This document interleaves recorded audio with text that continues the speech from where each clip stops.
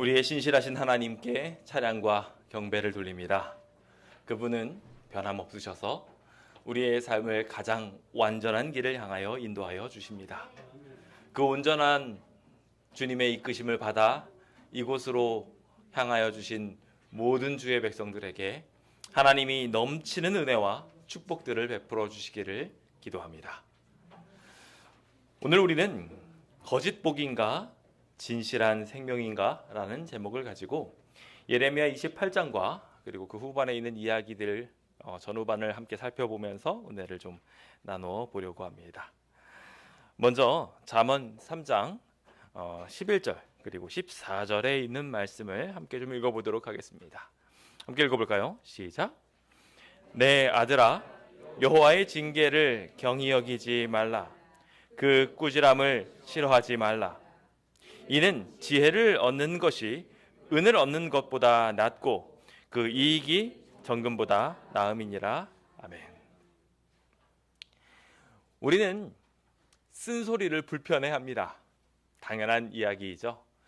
자신에게 지적이 들어올 때면 아무리 좋은 이야기라도 한두 번은 겸허한 마음으로 받아들여도 그게 계속 반복되면 굉장히 불편하고 힘들어지기 마련인 것 같습니다. 그런데 안타깝게도 그 듣기 싫어하는 것과는 상반되게 우리 행동들은 잘 바뀌던가요? 안타깝게도 잘 바뀌지 않습니다. 그러다 보니 사실 우리의 삶에는 많은 견책들이 필요하고 올바른 길을 갈 수 있도록 지도함을 받는 일들이 필요하지요. 그런데 우리가 이와 같은 일들을 잘 알고 또 인식하고 있음에도 불구하고 우리의 삶들은 그것과 관계없이 사는 경우들이 참 많습니다. 특히 우리의 신앙생활에서마저 그러한 특징들이 드러나게 되어서 우리가 참 그리스도인인가 다시 한번 의구심을 갖게 만듭니다. 우리는 지난 시간 살아 있습니까? 라는 질문에 대해서 계속 물었습니다. 아직 살아 있으신 거 맞으십니까? 네, 제가 중간중간 설교를 할 때마다 아직 살아 계신지 여러분들의 눈빛을 봅니다. 가끔 가다 보면은 설교가 조금 길어진다 싶으면은 아직 살아계십니까 하는 눈빛에 잠시 정신이 나가 있습니다 라고 답변하시는 분들을 봅니다.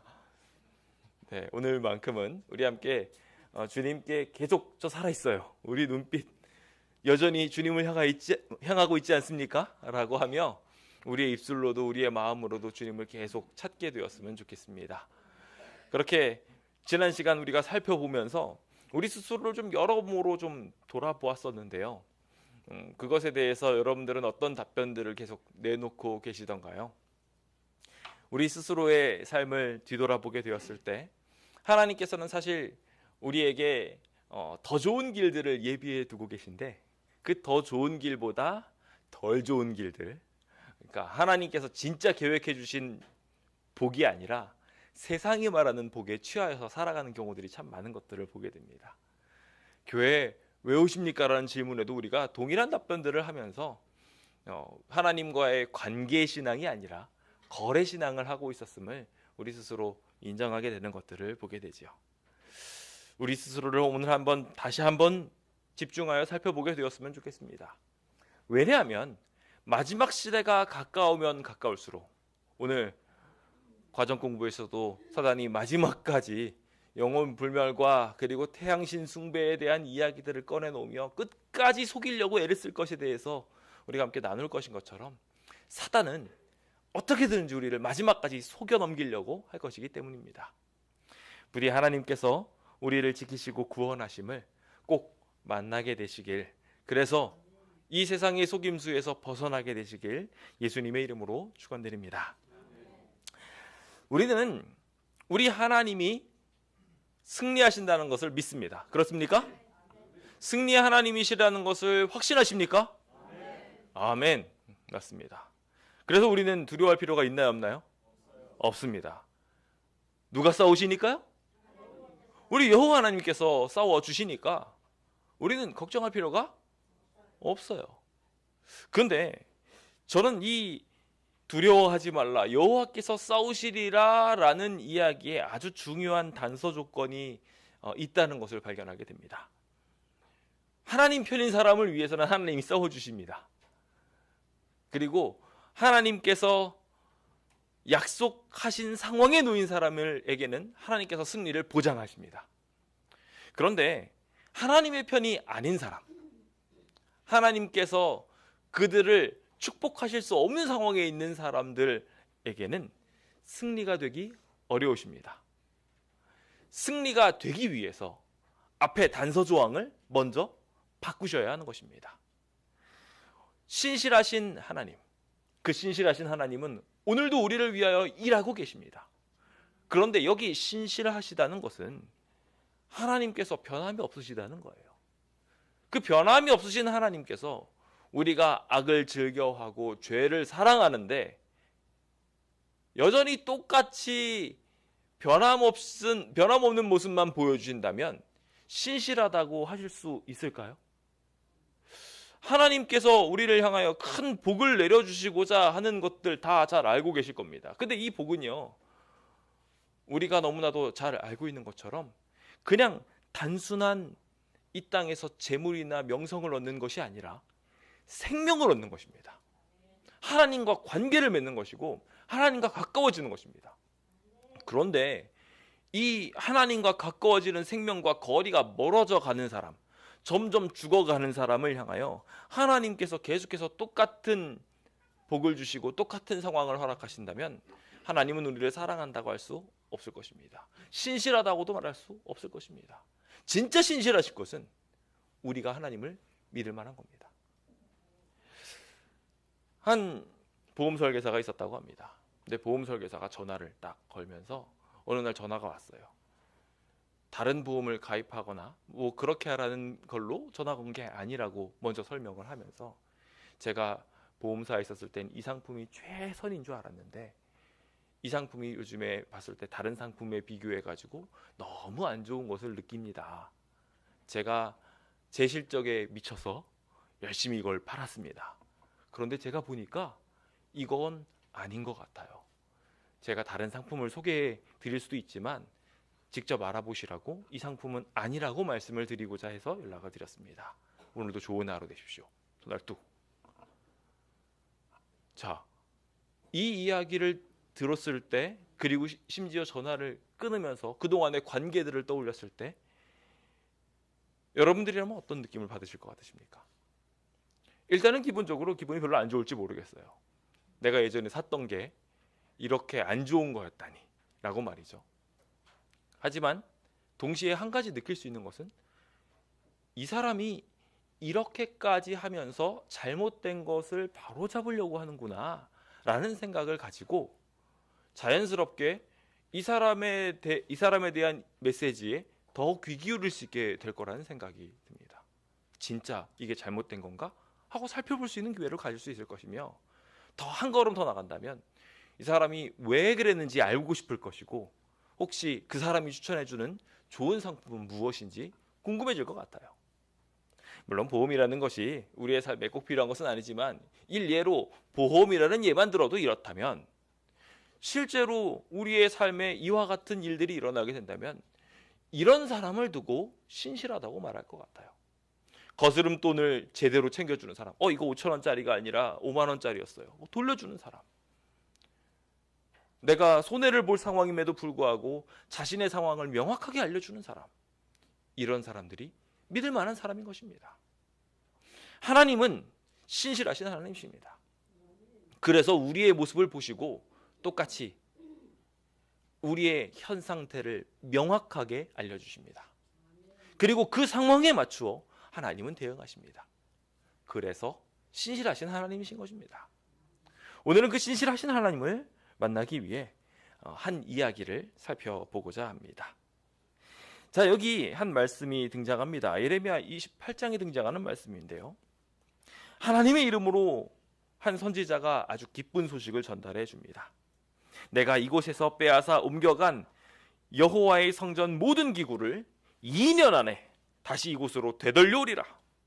포로도 다 끌려갔었는데 다시 이곳으로 돌아오게 하리니 내가 그들을 짊어지게 했던 그 멍에들을 꺾을 것이기 때문이다 라고 이야기하며 아주 장담하기를 여호와의 말씀이니라 라고 이야기를 합니다. 이 이야기를 듣고 여러분들은 어떻게 반응하시겠습니까?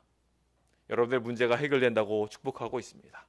여러분들에게 좋은 일이 있을 거라고 말하고 있습니다. 그 이야기를 들으면 어떠십니까? 좋겠죠?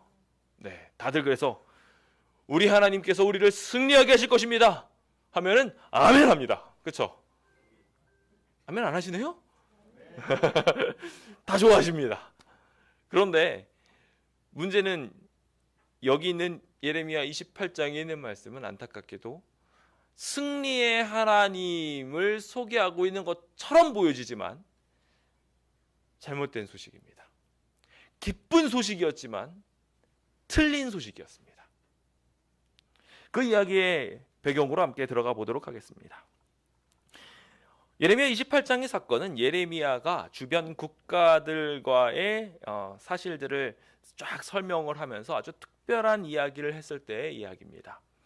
이제 바벨론이 쳐들어오게 될 것이며 이 주변에 있는 모든 기댈 만한 성읍들이 다 무너지게 될 것을 이야기하며 바벨론 왕이 멍에를 짊어지게 할 것에 대한 예시로서 27장에 그가 멍에를 짊어지고 예시로서 우리가 저 바벨론 왕에게 순종하면서 살아야 합니다라고 기별을 전하던 때였습니다.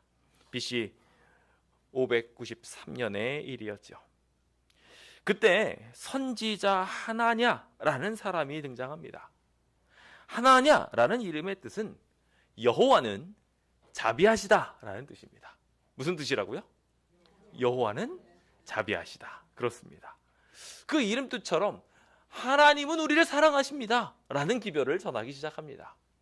모두를 사랑하시고 우리 이스라엘 백성들을 정말 아끼시는 하나님께서 이 남방 유다를 반드시 승리하게 하실 것입니다 라는 기별을 전하기 시작하였습니다.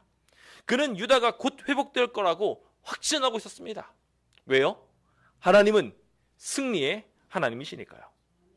그래서 그는 그 이야기를 가지고 힘있게 외치기 시작합니다. 백성들을 다 모여진 상태에서 예레미야가 이 멍에를 짊어지면서 우리는 이길 수 없을 거예요. 우리가 회개해야 합니다. 바벨론에게 복속하십시다 라고 이야기하는 이야기에 정면으로 부딪혀서 아닙니다. 우리가 믿는다면 승리할 것입니다 라고 주장하기 시작합니다. 그는 기브온 출신으로 보입니다. 아마 기브온 출신인 것으로 보아서 이제 제사장이었을 가능성이 큽니다. 그는 이 모든 이야기들을 가지고 와서 전달할 만한 위치에도 있는 사람이었고 또 그러한 행색을 갖춘 사람처럼 보였습니다. 시드기야가 즉위한 지 오래되지 않은 4년에 그는 이 이야기를 듣고 아직 행정에 어두운 이 시드기야에게 자신의 말을 더 기울여 달라고 말하기 시작합니다. 그때 그는 계속해서 이렇게 말하기 시작합니다. 만군의 여호와 이스라엘의 하나님이 이같이 일러 말씀하시기를 내가 바벨론 왕의 멍에를 꺾었느니라. 예레미야가 말하고 있는 모든 이야기들을 틀렸다고 이야기하면서 그가 와서 지금 여호야김 왕을 쓰러뜨리고 이제 새롭게 그들에게 이곳에서 살아갈 수 있도록 왕 시드기야를 세웠는데 그 시드기야가 이곳에서 살아가는 모든 길들의 바벨론이 사사건건 개입하였습니다. 마치 일제 정복기 시대처럼 바벨론의 속국과 같은 역할들을 할 수밖에 없는 상황이었습니다. 수많은 포로들은 이미 끌려갔고 많은 지도자들은 빼앗겼습니다. 그리고 이제 간섭을 받을 수밖에 없는 상황에서 이스라엘은 바벨론을 마치 멍에를 대하는 것처럼 느낄 수밖에 없었습니다. 여러분들이라면 어떻게 반응하시겠습니까? 너무 당연한 얘기죠. 독립투사로서 이 하나님께서 특별하게 구별하신 이곳을 독립시켜야 돼 라고 생각했을지 모르겠습니다. 그래서 어떻게든지 독립운동을 하고 열심히 싸우고 마치 예수님 당시에 그 모든 문제들을 해결하려고 애를 썼던 것처럼 여기 하나님도 하나님은 자비로우시고 승리의 하나님이시니까 이 멍에 끊어주실 거라고 믿었던 것입니다. 그런데 도대체 이 2년이라는 이야기는 어디서 나온 것인지 알 수가 없습니다.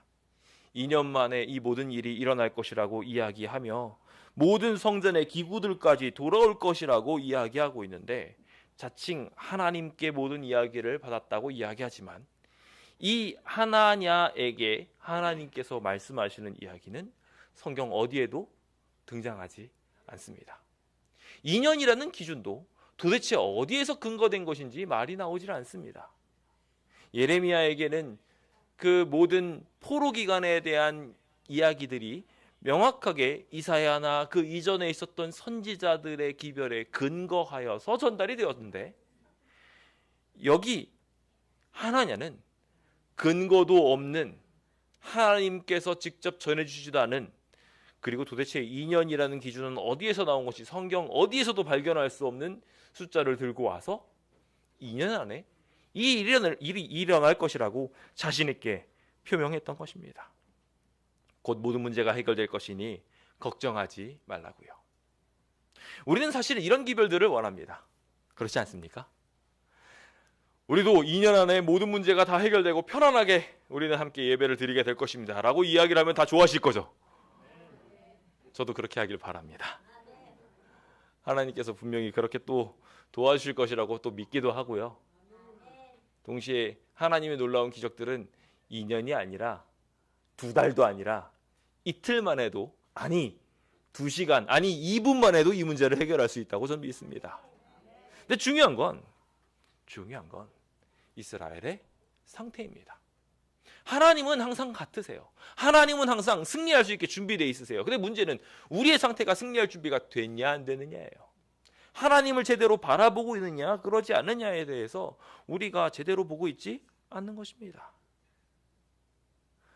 구원의 기별들을 그는 힘있게 외치면서 모든 포로들이 이곳으로 다시 돌아오고 바벨론 왕의 모든 멍에들이 꺾어질 것이라고 이야기하며 자신 있게 여호와의 말씀이라고 외쳤지만, 하나님의 말씀 속에 기록되어진 여호와의 말씀, 하나님의 약속은 안타깝게도 이 남방 유다에 적용될 수 없었습니다. 오늘 우리의 삶도 잠시 그래서 뒤돌아보길 원합니다. 하나님은 신실하신 하나님으로서 오늘도 우리를 승리시키실 준비가 되어 있습니다. 그 승리를 위한 준비를 위해 하나님께서는 우리의 변화를 촉구하십니다. 그 변화를 위한 계획들을 두셨고 그 변화를 위한 발걸음들을 예비해 두셨습니다. 이 모든 것들은 주님이 우리를 승리하게 하시기 위한 발걸음입니다.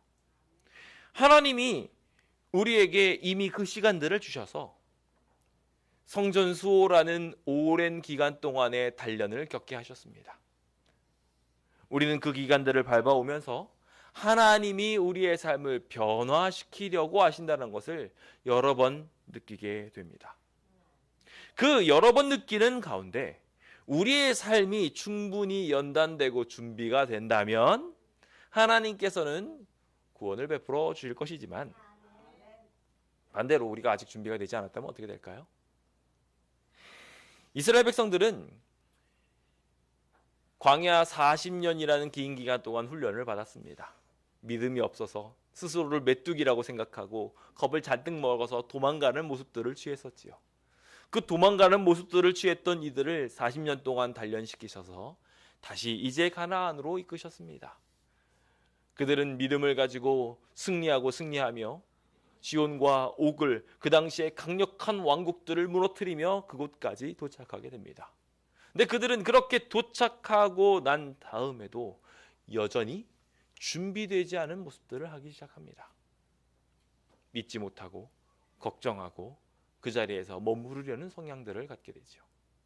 그리고 그 성향들은 그들의 발목들을 잡아서 결국 마지막으로 큰 연병을 불러오게 되었고, 이방 사람들과 섞이려는 예전의 풍습들, 승리에 취하려는 그 습관들이 그대로 드러나게 되어 마지막까지 도착한, 이제 요단을 건너기 직전인 마지막 모압 평지에서 그들이 절멸하게 되는 것들을 보게 됩니다. 그리고 나서 딱 살펴보니까 하나님께서 명령하셨던 대로, 말씀하셨던 대로 믿음을 보이지 않았던 모든 이전 세대들이 다 죽어 있는 것을 확인하게 됩니다. 주님은 오늘 우리의 삶도 어쩌면 이와 같이 적절한 변화를 위한 이정표를 두고 계신지 모르겠습니다. 우리가 준비되어 있지 않다면 마지막까지 도착해 있어도 우리의 삶이 부족하여 하나님이 보시기에 합당하지 않으므로 승리를 보장해 줄 수 없게 될 수도 있다는 생각이 듭니다. 그래서 우리는 더욱 깨어서 준비해야 합니다. 예레미야는 이 이야기를 다 듣고 말합니다. 아멘. 여호와는 이같이 하옵소서라고 말입니다. 하나냐의 기별이 그의 마음속에도 와 닿았을까요? 안 닿았을까요? 와 닿았죠. 다 포로로 끌려가고 그런 모습을 봤으니 얼마나 슬펐겠습니까? 그러니 이같이 해줬으면 좋겠다고 그는 기대합니다.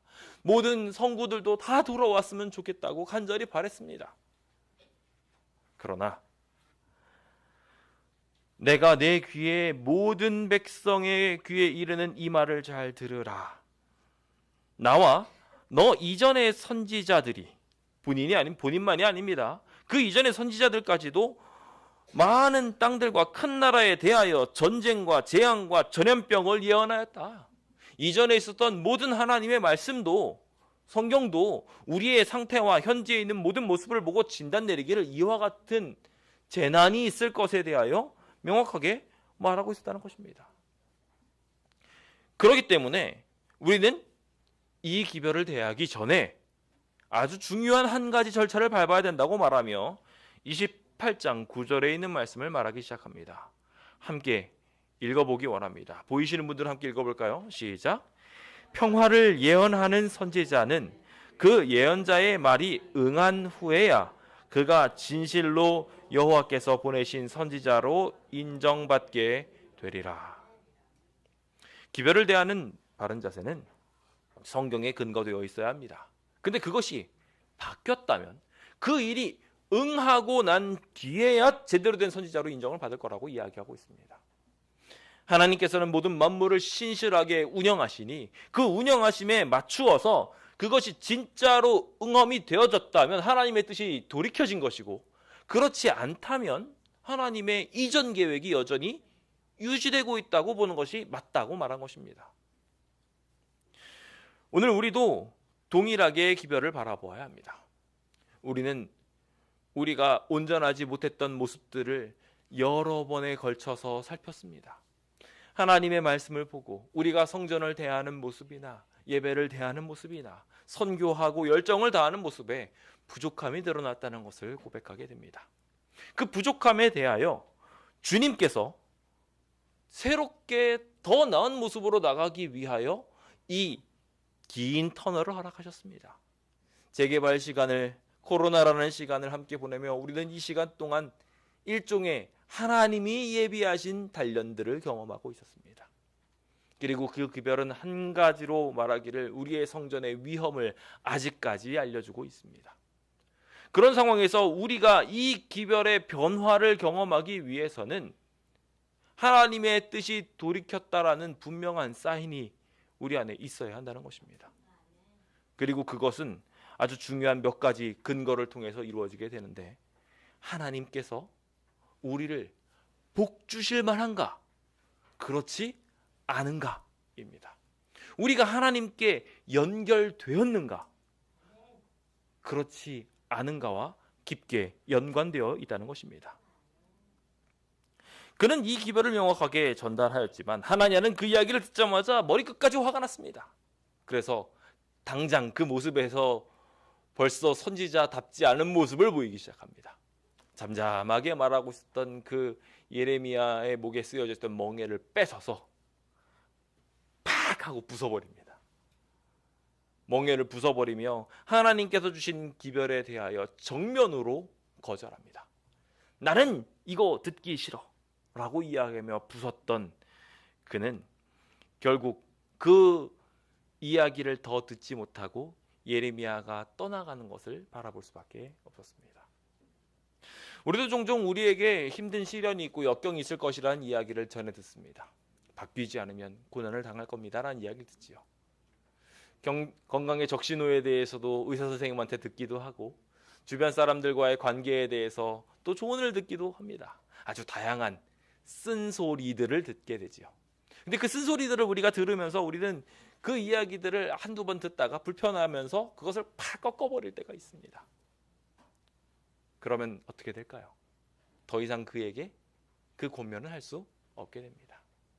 그리고 예레미야는 그 자리에서 자기의 길을 가며 떠나가는 모습들을 보였던 것처럼 하나님께서도 우리의 양심에 끊임없이 자극시켜 주시다가 우리를 변화시켜 구원해 주시려다가 결국 떠나실 수밖에 없게 되는 것입니다. 하나는 결국 이렇게 멍에를 거절하고 맙니다. 하지만 주님께서 그 하나냐의 운명과 이스라엘의 운명을 향하여 예레미야에게 임재하십니다.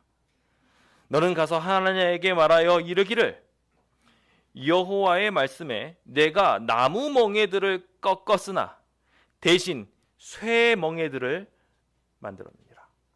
하나님께서 주신 그 멍에가 거절되어짐으로 도리어 더 무겁고 더 튼튼한 것으로 바뀌어지게 된 것입니다.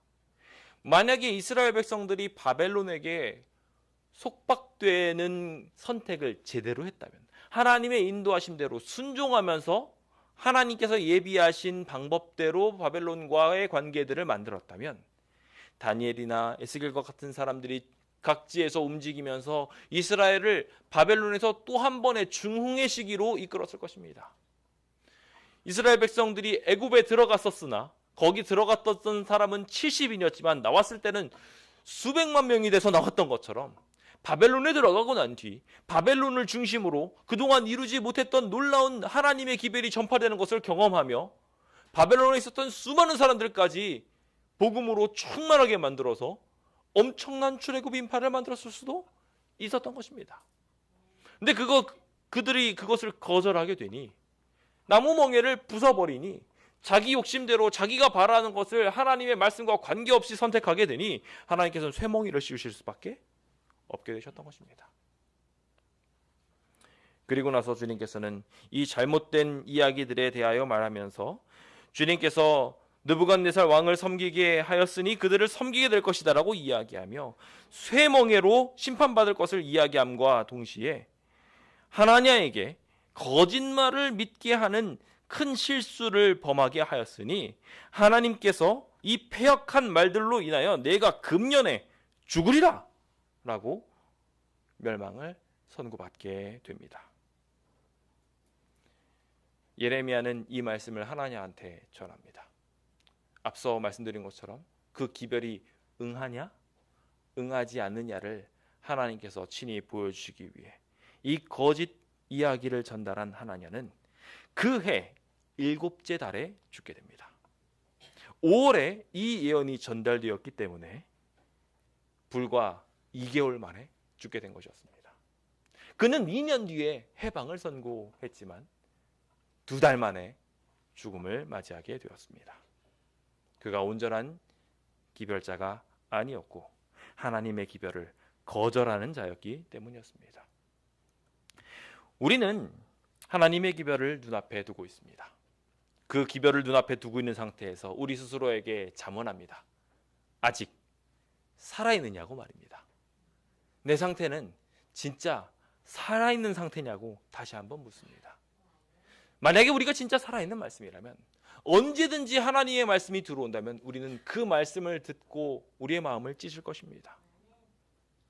하지만 우리가 살아있는 상태가 아니라면 하나님의 말씀이 주어졌을 때 선별적으로 자기가 원하는 것들만 취하고 나머지 것들은 불태워 없애버리고 말 것입니다. 우리는 주님의 기별을 어떠한 자세로 마주하고 있습니까? 우리의 신앙은 살아 있습니까? 오늘 과정 공부의 이야기에 우리의 품성을 준비하는 이야기, 그리고 오늘 말씀 속에서도 새벽 말씀에서도 우리 이야기가 품성에 대한 이야기를 우리 혼인잔치를 준비해 가는 그 열처녀의 비유를 통해서 말씀해 주셨었잖아요. 근데 그 말씀들을 자세히 들어보면 결과적으로 내가 순종할 준비가 되었는지 하나님의 말씀대로 따를 준비가 되었었는지, 그래서 사단의 속임수나 이런 것들을 이길 준비가 되었는지 안 되었는지를 결국 우리는 판가름 받아야 돼요. 오직 성경으로 그것이 판가름 되는 것이며, 그 성경의 기별을 앞에 두었을 때 주님의 말씀이면 내 방향과 달라도 언제든지 꺾을 준비가 되어 있어야 하는 것이 우리의 바른 살아있는 자세라는 것입니다. 오늘 우리는 정말 살아있는 자세인지 우리 스스로를 돌아보아야 할 것입니다. 그래서 저는 우리의 모습을 제대로 진단하기 위해 3가지 이야기를 빠르게 전달하기 원합니다. 첫 번째, 하나님의 뜻을 바로 진단하여야 한다는 것입니다. 함께 읽어보겠습니다. 시작. 여호와의 말씀이니라. 너희를 향한 나의 생각을 내가 아나니 평안이요 재앙이 아니니라. 너희에게 미래와 희망을 주는 것이니라. 예레미야 28장에 등장했던 그 말씀을 풀이하시면서 주님께서 하신 말씀입니다.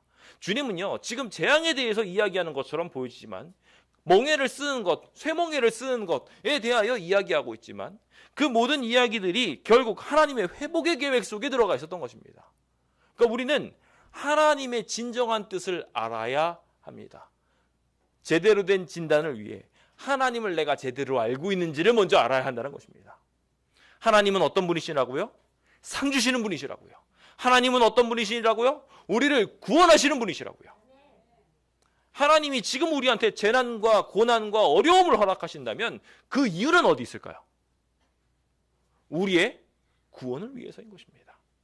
주님은 회복을 계획하시고 바벨론에서의 70년이라는 기간들을 허락하셨던 것입니다. 그래서 모든 선한 말을 성취하게 하기 위해서 그 모든 길들을 인도하셨고 그곳에 선지자들을 두었다고 말하고 있고요. 그곳에서 그들이 하나님의 말씀을 듣고 단련되어져서 돌아올 것이라고 기별하는 것들을 보게 됩니다. 하나님을 이해하시기 바랍니다. 그래야 우리는 살아있는 기별 판단자가 될 수 있습니다. 주님의 말씀이 아무리 이해가 가지 않아도 하나님을 이해한 사람은 이해되지 않는 그 길을 걷게 됩니다. 그것이 우리가 하나님의 승리로 가게 되는 비결이라고 믿습니다. 부디 하나님을 믿으시기 바랍니다. 그 길이 재난과 낭떠러지라 할지라도 갑시다. 우리 앞에 홍해가 있을 때 하나님께서는 그것을 가르실 것입니다. 그 홍해로 몰아 넣기까지 힘듦이 분명히 있겠지만 그 이후에 도리어 완전한 승리가 있을 것을 믿으십시다.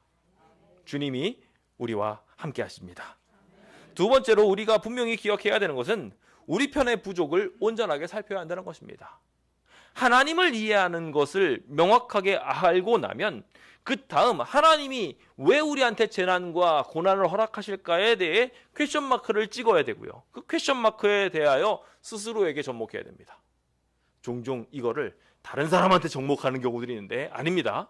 자기한테 접목하는 겁니다. 저 사람 때문에 저주를 받는 거야가 아니라 나 때문에 이 일이 생기고 있는 것은 아닌가 스스로 살펴보아야 한다는 것입니다. 예레미야 29장 23절입니다. 함께 읽어볼까요? 시작. 이는 그들이 이스라엘 중에서 어리석게 행하여 그 이웃의 아내와 간음하며 내가 그들에게 명령하지 아니한 거짓을 내 이름으로 말함이니라. 아멘. 그렇습니다. 지금 이 재난이 왜 일어난 거예요? 결국은 하나님의 신실하심 덕분입니다. 우리가 잘못된 길을 가고 있어요. 그러니 하나님이 신실하시다면 그 길을 바로 잡으셔야 정상인 것입니다. 그래서 우리의 부족을 온전히 살피는 일, 그것은 살아있는 신앙으로서 우리가 기별을 살펴야 됨을 분명하게 말해주고 있습니다. 예레미야 29장 그것을 쭉 설명을 해가면서 내 말을 듣지 않았기 때문에 내가 선지자들을 계속 보냈고 그 말을 끝까지 듣지 않으므로 지금 여기까지 온 것이다 라고 주님께서 말씀하고 있습니다. 주님은 계속 우리한테 계속 올바른 신앙을 살아야 된다고 말씀하고 있습니다. 열심히 신앙해야 된다고요. 그런데 우리는 이 꾸준하게 돌려받은 하나님의 메시지들에 얼마나 순종했냐는 것입니다. 이제는 포로의 신분까지 된 그들에게 주님께서 말씀하시면서 여호와의 말씀을 좀 들어달라고 말씀하고 있습니다. 오늘 우리에게는 뭐라고 질문하고 계신가요? 우리의 삶 속에 무엇이 잘못되었는지 주님께서 짚어주실 때 우리가 그것들을 깨달을 때마다 주님께 순종할 수 있게 되기를 예수님의 이름으로 축원드립니다. 그래야 살아있는 신앙이고 그래야 죽음에서 벗어나는 신앙을 갖게 될 것입니다. 부디 우리 광명교우님들께서 모두 다 살아있는 신앙하게 되시길 간절히 빕니다. 마지막으로 주님께서는요, 주님을 자기 편으로 삼아서 승리하도록 권면하십니다. 예레미야 30장 8절입니다. 함께 읽어보겠습니다. 시작. 만군의 여호와의 말씀이니라. 그날에 내가 내 목에서 그 멍에를 꺾어버리며 내 포박을 끊으리니 다시는 이방인을 섬기지 않으리라. 아멘. 하나님은요, 결국 승리를 계획하고 계십니다. 하나님은 결국 이 백성들을 구원하실 계획을 가지고 있습니다. 그 구원의 계획들은 하나님이 계획해 놓으신 이정표 내에 분명하게 들어가 있습니다. 사실 바벨론에게 포로가 된 이후부터 그들은 계속해서 사실상 포로나 다름없는 시간들을 계속 보냅니다. 이방인들에게 착취를 당하는 것 같은 시간들을 보내게 되지요.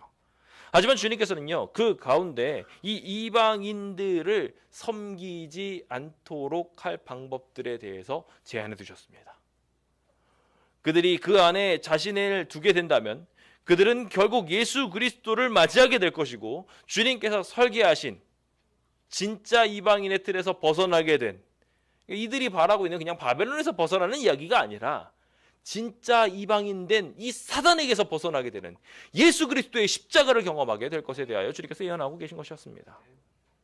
주님은요, 훨씬 더 큰 그림을 두고 우리에게 완전한 해방을 제공하시고자 하십니다.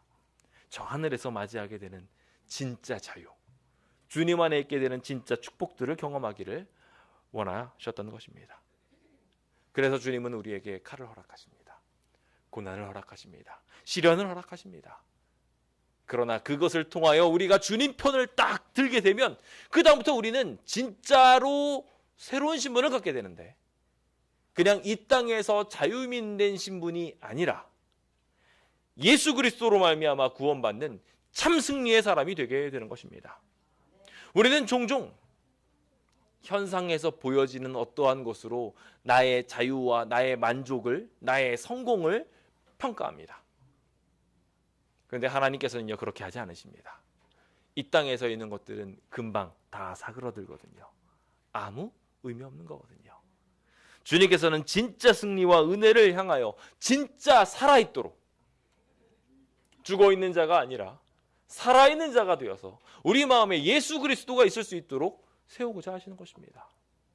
주님은 지금도 기도를 통하여 우리의 문제들을 보게 하십니다. 재난들을 통하여, 재앙들을 통하여, 여러 시련들을 통하여 우리의 상황들을 보게 하십니다. 더 나은 생활을 주님께서 허락하시려고 하시는 것이 아니라 예수 그리스도를 허락하시려고 하십니다. 부디 그 선택이 우리 안에 있게 되길 예수님의 이름으로 축원드립니다. 우리가 100번 지혜로운 선택을 아무리 한다 할지라도 우리가 예수님이 아닌 다른 것을 선택했다면 거기에는 하나님이 계실 수 없습니다. 하지만 아무리 재난과 어려운 일들이 눈앞에 예견된다 할지라도 우리가 예수님을 선택한다면 승리하게 될 것입니다. 그 진정한 구원이 오늘 우리 안에 있게 되길 예수님의 이름으로 축원드립니다. 그래서 이제 마지막으로 또 묻습니다. 아직 거짓 복을 기대할 것입니까? 아직 살아있느냐라는 질문에 아직도 뭔가 이 땅에서 좋은 것들을 기대하고 뭔가 거짓 것들을 바라려고 하시겠습니까? 라고 다시금 묻습니다. 그러지 않게 되시길 간절히 바랍니다. 그 당시에 있는 많은 자칭 거룩하다고 공언하는 사람들은 그의 생애를 부패하게 하고 있으면서 악한 행위를 하고 있는 중에 하나님은 승리하게 하실 것입니다 라고 말했습니다. 참 슬픈 이야기입니다. 우리는 안타깝게도 계속해서 이와 같은 이야기들을 말합니다.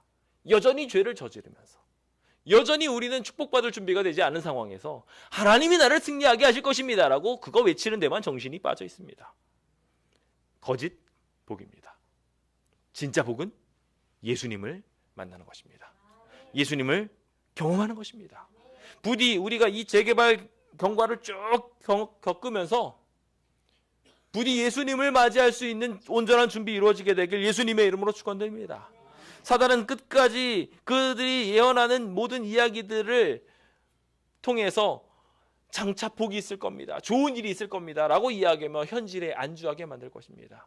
우리는 그 이야기에 빠지게 되면 하나님을 만날 준비를 하지 못하게 되고 졸며 자며 성령의 기름을 준비하지 못하는 백성이 되어버리고 말 것입니다. 이 달콤한 유혹의 결과는 결국 내가 너를 모른다 라는 결과로 나올 수 있습니다. 그러므로 이제 거짓 복보다 진실한 생명의 길을 바라게 되시길 예수님의 이름으로 축원드립니다. 비록 무화과 나무가 무성치 못하며 포도나무에 열매가 없으며 감람나무에 소출이 없으며 밭에 먹을 것이 없으며 우리의 양이 없으며 외양간에 소가 없을지라도 이 거짓 복들보다 나는 여호와를 선택하겠다. 여호와로 인하여 즐거워하겠다. 이 구원의 하나님으로 인하여 내가 기뻐하노라 라고 외치게 되시길 예수님의 이름으로 축원드립니다. 이 의인들에게 허락하시는 아름다운 구원의 빛이 이 자리에 계신 모든 성도님들과 함께 있게 되어서 하나님의 뜻을 바르게 진단하고 주님이 선하신 분이시라는 것을 믿은 상태로 자신의 부족을 바꾸고 결국 주님을 자신의 편으로 만들어 온전한 예수 그리스도의 사람 되시길 예수님의 이름으로 축원드리면서 오늘 모든 말씀을 마치도록 하겠습니다. 감사합니다.